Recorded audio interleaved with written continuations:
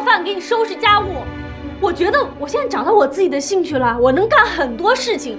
我在没和闪闪冬眠相遇之前，我生活太枯燥、太乏味了，一成不变。我现在觉得我很好啊，我很轻松，我很快乐。宁可风，你终于说实话了，你跟我在一起生活，其实你一点都不快乐，一点都不轻松，对不对？杨大伟，我觉得我们是应该冷静的谈一谈，但不是今天。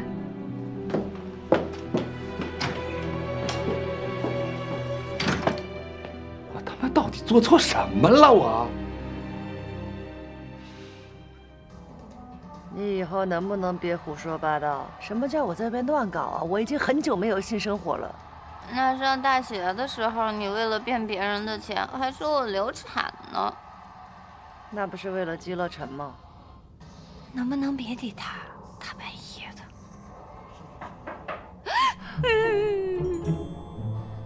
开门去。你去。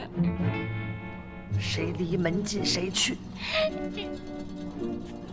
雷闪闪，我要不是打不过你，我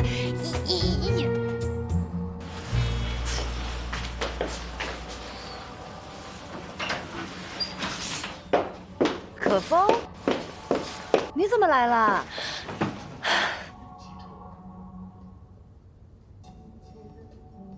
他怎么了？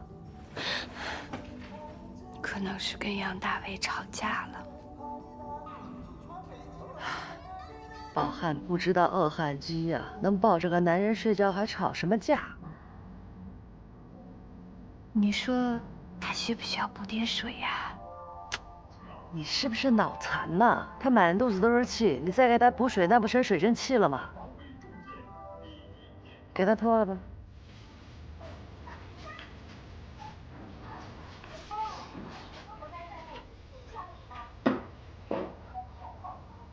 可风，我看你这样子，今天晚上也回不了家了，要不你就在这儿睡吧，睡我俩中间。